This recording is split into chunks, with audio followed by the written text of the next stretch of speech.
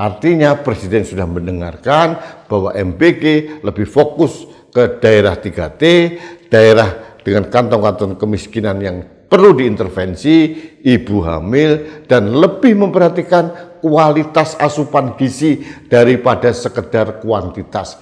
Ini kabar baik. Saya harus mengucapkan terima kasih kepada Presiden yang pertama menghindari keracunan massal bagi tunas muda Indonesia. Yang kedua yang paling penting, uang negara yang berasal dari pajak, bahkan mungkin dari hutang, bisa dihemat, tidak dihambur-hamburkan oleh oknum-oknum atau pimpinan BGN. Ini poin yang ingin saya sampaikan. Jadi artinya Presiden ternyata mau mendengar juga. Karena memang agak aneh rasanya kalau Presiden tidak mendengar bahwa MBG itu sudah seperti gelombang tsunami masukannya, banyak keluhan, banyak tata kelola yang amburadul, dan pembelian yang hambur-hambur yang luar biasa. KPK diam, Kejaksaan diam, Polisi diam, BPKP diam, BPK diam. Ini yang kita soroti gitu loh.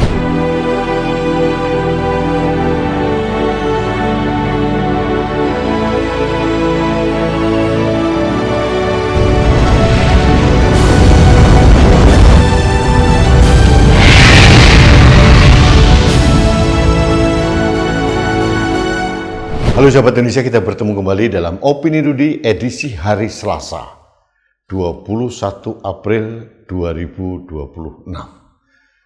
Sahabat Indonesia, sebelum saya memberikan opini, izinkan saya sebagai kaum laki-laki dengan penuh sukacita dan penuh kehormatan dan bangga menyampaikan selamat Hari Kartini kepada para perempuan Indonesia. Setelah saya mempelajari perjuangan Raden Ajeng Kartini, itu memang luar biasa. Kartini mempunyai pemikiran yang luar biasa bagaimana beliau berjuang agar peran perempuan itu setara dengan laki-laki. Apa yang dicapai oleh laki-laki sudah pasti bisa dicapai oleh perempuan asal perempuan diberikan kesempatan yang sama. Kelembutan perempuan adalah kekuatan yang sangat besar. Itu yang disampaikan oleh Kartini. Kartini bukan hanya sekedar memperjuangkan tentang pakaian. Makanya saya juga sering heran kalau peringatan Hari Kartini di sekolah-sekolah, instansi-instansi selalu ditandai dengan baju adat Jawa. Ini mungkin mereka tidak memahami esensi perjuangan Kartini. Esensi perjuangan Kartini bukan pakaian, tapi pikiran atau mindset. Yang diperjuangkan Kartini adalah perempuan mempunyai kesetaraan peran dalam memperjuangkan nasib dirinya dan keluarganya untuk masa depan. Itu esensi perjuangan Kartini. Dan sekarang sudah terbukti apa yang tidak bisa dicapai oleh perempuan. Bahkan Indonesia jauh lebih maju dibandingkan Amerika Serikat sekalipun. Kita pernah dipimpin oleh presiden perempuan. Kita mempunyai menteri luar negeri perempuan yang hebat. Kita mempunyai menteri keuangan perempuan yang hebat. Dan banyak lagi perempuan yang hebat saat ini. Dan itu adalah buah dari perjuangan Kartini. Dan bagi saya, Kartini bukan sekedar hanya memperjuangkan emansipasi perempuan, tapi juga Kartini adalah pelopor literasi. Bayangkan, kalau dulu Kartini tidak menulis, berkorespondensi dengan teman-temannya di Belanda, pemikiran-pemikirannya tidak bisa kita baca sampai sekarang. Artinya Kartini mulai menulis, dan bagi saya Kartini adalah pelopor literasi di Indonesia. Bukan hanya itu, Kartini juga pelopor wastra di Indonesia. Bagaimana dia mengirim kain-kain batik ke luar negeri dan mempromosikan ke luar negeri. Kartini juga yang membangkitkan ukiran Jepara yang waktu itu sempat mati suri karena stigma-stigma haram-haram. Tapi Kartini dengan perjuangannya dengan adik-adiknya ukiran Jepara bisa sampai diekspor ke Belanda. Kartini multi talenta. Jadi sekali lagi, dengan penuh kebanggaan, saya mengucapkan selamat Hari Kartini untuk para perempuan hebat Indonesia. Sobat Indonesia, kali ini saya beropini tentang MBG, makan bergizi gotong royong. Sekali lagi, saya tidak menggunakan diksi makan bergizi gratis, karena ini bukan gratis, ini uang rakyat, oleh rakyat untuk rakyat kok. Jadi bukan uang presiden, bukan uang DPR, bukan uang pemerintah, tapi uang rakyat. Jadi kata-kata gratis itu mengusik perasaan saya. Nah, setelah diterpa badai masukan yang luar biasa dan kita objektif harus mengakui kegagalan BGN, Badan Gizi Nasional, melakukan tata kelola MBG yang proper, itu nyata dan fakta. Bagaimana BGN membelanjakan barang-barang yang tidak ada manfaatnya dan pemborosan yang luar biasa. Kaos kaki 6,9 triliun, IO 113, sepeda motor listrik sampai 1, sekian triliun, pembelanjaan komputer, alat dapur dan sebagainya tidak masuk akal. Tidak masuk akal. Katanya MBG bisa memakmurkan ekonomi daerah. Tidak benar. Nyatanya di pasar-pasar tradisional sepi karena mereka kehilangan pemasok. Pemasok bahan baku yang di pasar-pasar itu diambil oleh MBG. Malah mematikan UMKM di pasar-pasar. Mematikan kantin itu fakta. Banyak yang keracunan. Menurut anggota DPR, Charles Honoris, kira-kira saat ini sudah mencapai 33.000 yang keracunan. Dan bulan April aja sudah hampir setiap hari ada keracunan. Jadi harus kita akui MBG ini bagus secara program, tapi gagal secara tata kelola. Nah, banyak masukan-masukan MBG dari semua lini, yang kasar, yang halus. Bahkan saya pun di awal program MBG sudah mengatakan tidak perlu masif. MBG itu tidak perlu pakai sistem SPPG seperti sekarang.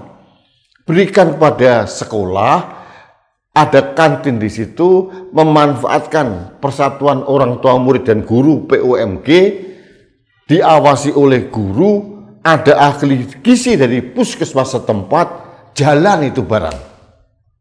Kantin hidup, UMKM di sekitar sekolah hidup. Sekarang yang hidup itu adalah pengusaha-pengusaha catering di SPPG. Bayangkan, satu hari dapat 5.000 keuntungan kotor, kali 3.000, 15 juta rupiah per hari per dapur SPPG. Kalikan 25, kalikan 12 bulan dalam setahun. Masih diintervensi dengan bantuan motor, kaos kaki, alat dapur, waduh macam-macam. Tidak masuk akal. BGN gagal mengimplementasikan program prioritas Presiden Prabowo. Harus kita akui. Nah, setelah banyak masukan-masukan yang luar biasa, saya pun memberikan masukan juga. Sudahlah, kalau begini caranya kita reevaluasi lagi, reorientasi lagi program MBG. Dengan cara apa? Fokuskan ke daerah 3T dan daerah-daerah dengan kantong kemiskinan yang tinggi dan kemudian ibu hamil. Hanya itu. Kalau kita tujuannya untuk stunting. Untuk apa? Di Jakarta yang banyak masyarakat kaya, dalam arti cukup, di Depok, Bogor, Tangerang yang masih cukup dikasih MBG juga. Kalau untuk mencegah stunting, intervensi makanan pada anak yang usia sekolah hampir tidak ada manfaatnya. Stunting itu di 1000 hari pertama. Nah, banyak masalah, banyak masukan, banyak usulan. Kita pikir Presiden Prabowo tidak mau mendengar. Tapi ternyata meskipun tidak secara eksplisit disampaikan langsung oleh Presiden Prabowo, Wakil Ketua BGN, dari DPR, dari pemberitaan, Presiden sudah melakukan evaluasi terhadap tata kelola dan strategi memberikan MBG kepada masyarakat. Tidak ada lagi orientasi kuantitas, 80 juta hebat. Tidak. Presiden sudah menginstruksikan MBG untuk berorientasi pada kualitas.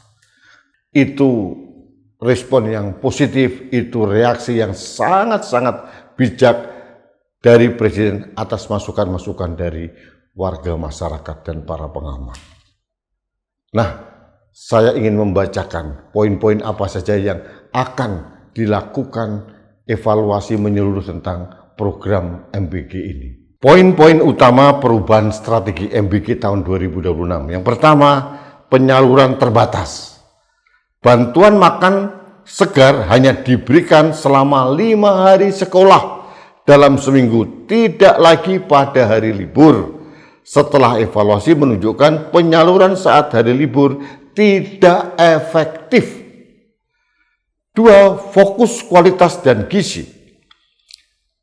Badan Gizi Nasional menekankan perubahan paradigma dari sekedar jumlah makanan ke kualitas asupan gizi, keamanan pangan, dan standar produk seperti susu yang konsisten. 3. Pendekatan adaptif. Pengaturan tata kelola lebih fleksibel terhadap kondisi geografis dan kapasitas wilayah, memastikan daerah terpencil mendapatkan perhatian khusus. 4. Pengecualian daerah khusus. Wilayah seperti asrama, daerah 3T, dan wilayah dengan angka stunting lebih tinggi dikecualikan dari aturan 5 hari sekolah untuk menyesuaikan kebutuhan lapangan. Nah, ini sudah ada kemajuan. Artinya Presiden sudah mendengarkan bahwa MBG lebih fokus ke daerah 3T, daerah dengan kantong-kantong kemiskinan yang perlu diintervensi, ibu hamil, dan lebih memperhatikan kualitas asupan gizi daripada sekedar kuantitas. Ini kabar baik. Saya harus mengucapkan terima kasih kepada Presiden yang pertama menghindari keracunan massal bagi tunas muda Indonesia.